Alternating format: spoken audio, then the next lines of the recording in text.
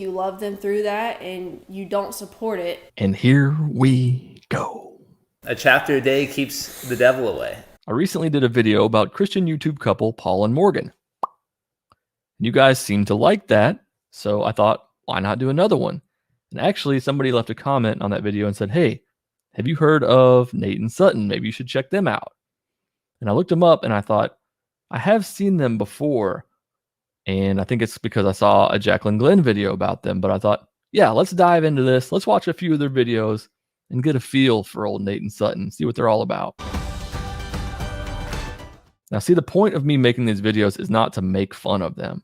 Sure, I will joke about some of the things that they say, but I'm not attacking them. It's more about the views that they have on certain subjects. So let's get into it. Nate and Sutton. Pew, pew, pew, pew, pew, pew, pew, pew, pew. The first video I watched was called Our Daily Routine with Jesus. Start your day in the Word, not in the world. You know how we've talked about Satan trying to ruin videos for us? Yes. Halston, he's supposed to be napping right now. We waited to film this video during a nap so we could have it nice and quiet, and he's been screaming his head off for like 15 minutes. So maybe this is maybe this is going to be a really powerful video if we can get through it. That's what I always like to think when Satan tries to come and steal, kill, and destroy. It usually is a dead giveaway that he's not wanting something to happen. Sir, that's not Satan. That's your son. Usually what we do is we kind of go through like a book of the Bible at a time. We just kind of pick and choose. Like we'll pick Matthew, or we'll pick Proverbs, or we'll pick John, or we'll pick... They get it. Huh? They get it. Ephesians. Are you sure? I don't think they understand. He shows you how many books you can name. I don't think they understand. And then we usually just read one chapter a day. A chapter a day keeps the devil away. Or, you know, just not making him up to begin with. That also keeps him away too, not believing that he exists because there's no reason to. That keeps the devil away also. Well, a little fun thing that we like to do, it spices it up a little bit, is like if we're reading pretty common verses, like I'll start the sentence and then try to have her finish it. Oh yeah, I do like when we do that. Yeah, that sounds like a total blast. Come to me, all who labor and are heavy laden, I will give you rest. Take my yoke upon me and learn from me. For I am gentle and lowly in heart, and you will find rest for your souls. For my yoke is easy. And my eggs are runny. And my burden is light. Oh yeah, that's right. Sometimes, if I don't want to read that night, I'll do what my doula, she told me it was called soaking, and I had never heard that before, but it's where you just like be still and put on some worship music and you just relax and listen to it. And that's very enjoyable if you've never tried that.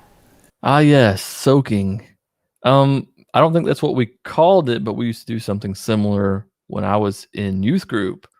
On Wednesday nights, there would be no message, no like band, no instruments being played.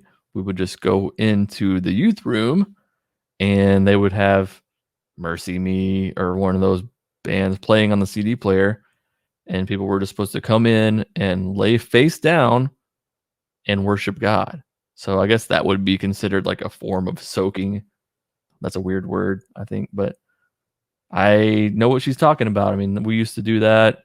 It's so weird to look back on it now and think about the things that I used to do, but that was one of them.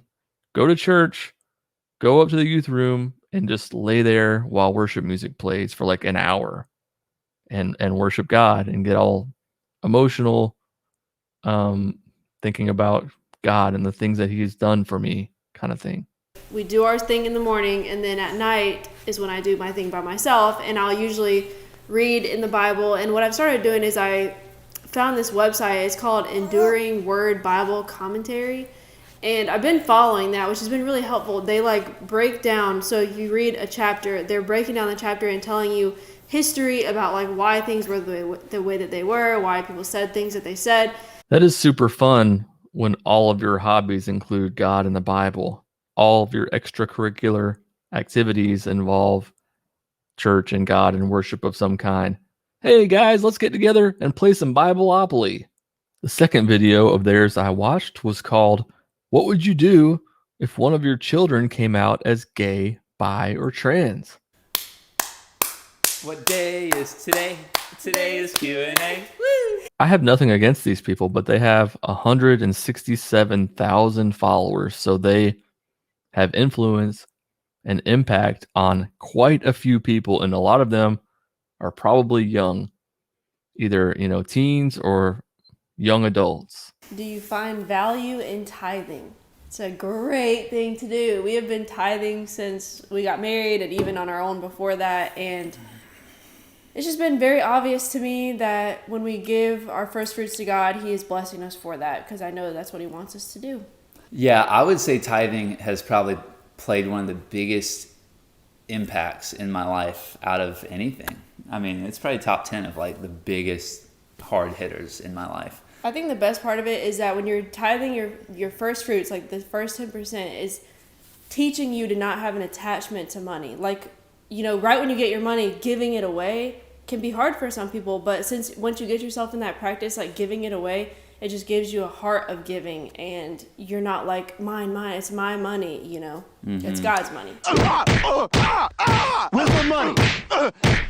You gonna give me my money? Where's my money, man? I get tithing, and I don't think that it's necessarily wrong to give some of your money to your church. If you are a big part of your church, if you go there every week, if you love the church, if you feel like that's what you're supposed to do is to tithe, then fine, give your money. But I think it's a bad message to say that everyone should tithe, because not everybody has 10% of their income to give to a church or whatever. A lot of people need every dime that they have. And it's not true that, give off the top and you'll be fine because, God will take care of you. That's just not true. People will get their paycheck and give that first 10% to God and then not be able to feed their kids until their next check and stuff. Like, where's God in that situation? You can't just say, give your money and trust God. It usually works out for people who are fairly well off to begin with. Like, yeah, I gave this money and this much came back to me the next day. Well, good for you. That's definitely the minority. Not many people are going to be in that situation. But it was like, wow, to give 10% of this away, that's like really hard. And then when I did that, the very next day, I made almost to the dollar, like that much money in a different way. I felt like that was God telling me, like, I want you got to tithe.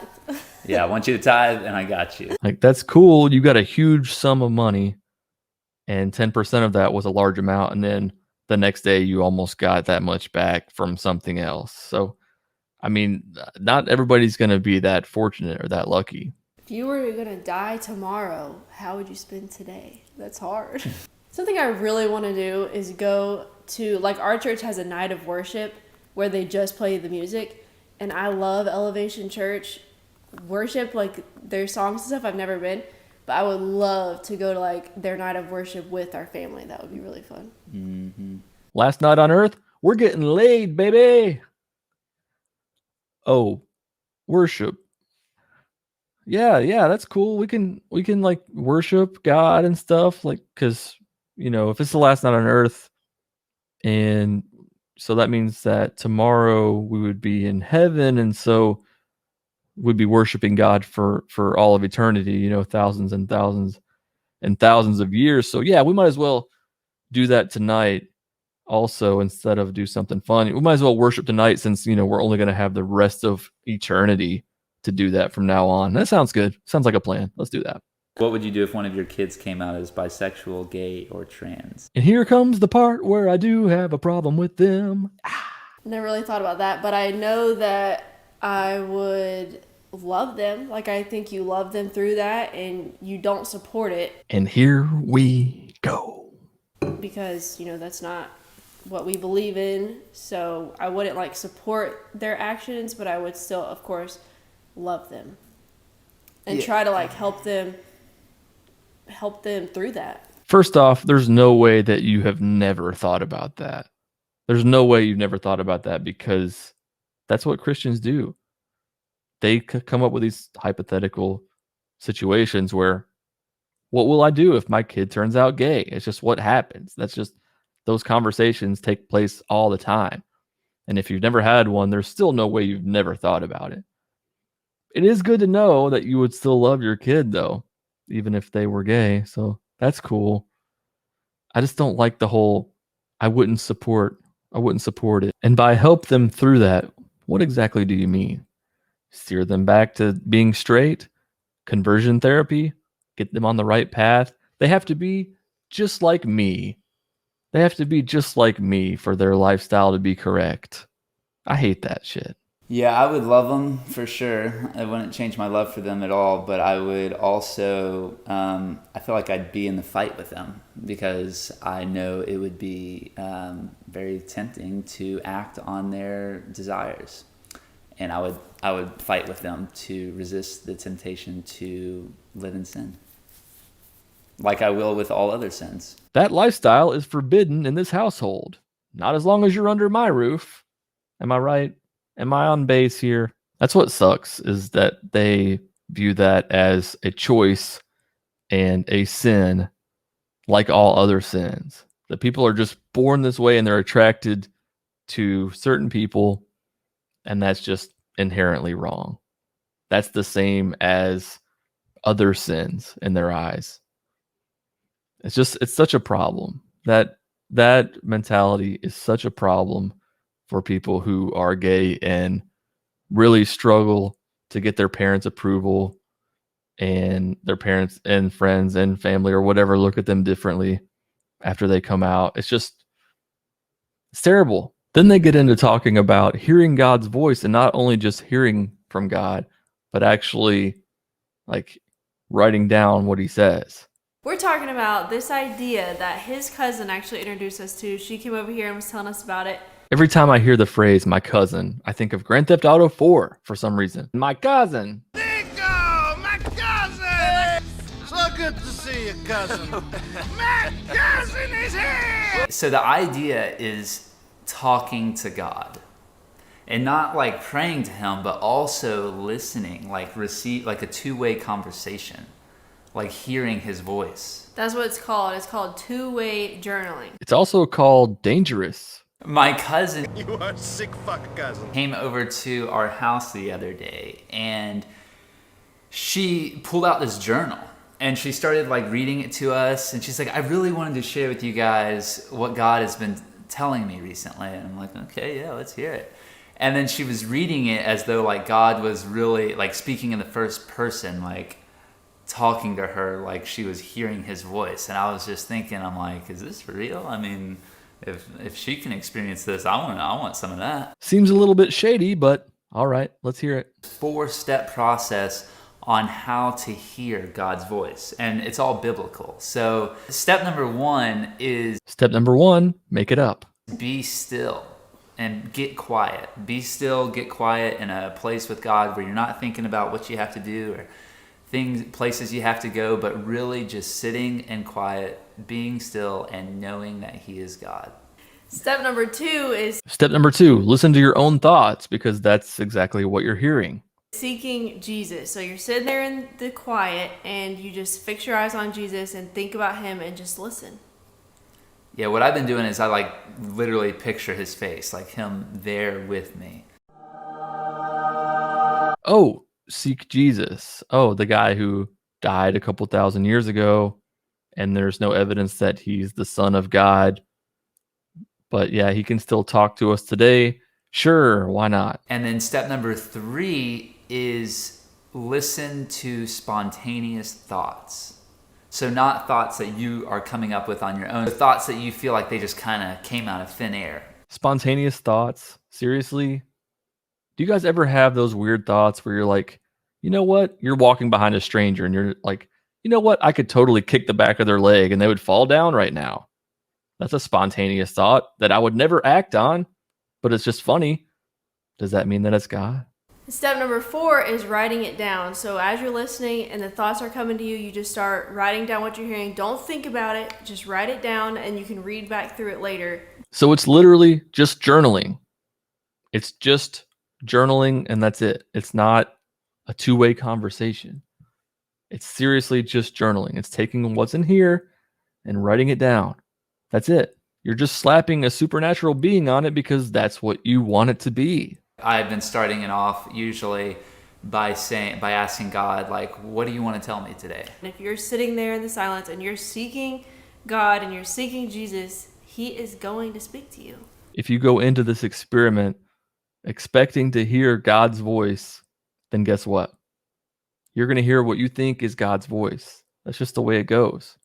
Yeah, and you know, Jesus said, my sheep will hear my voice. I just want to be a sheep, ba, ba, ba. I just want to be a sheep, ba, ba, ba. How many sermons or messages do you suppose that Nate has heard in his lifetime? Hundreds?